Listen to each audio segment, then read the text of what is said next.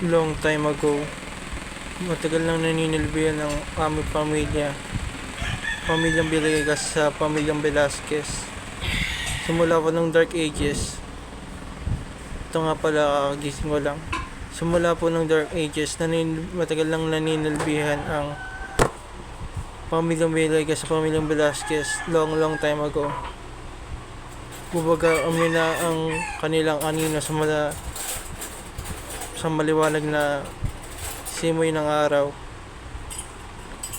Ako nga pala si Mopioso, butler ni K.N. Velasquez. Ang totoo niya, matagal na kaming naninilbihan sa pamilyang Velasquez. At simula ng bata pa ako, matagal na akong butler ni K.N. Velasquez.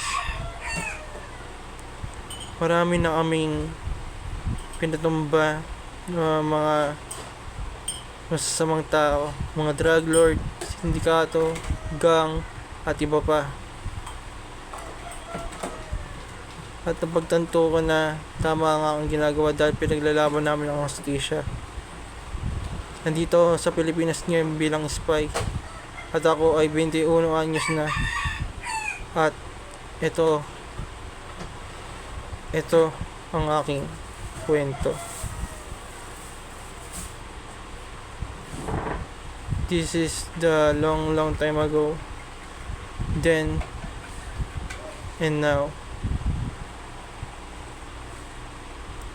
At ako si Mopioso.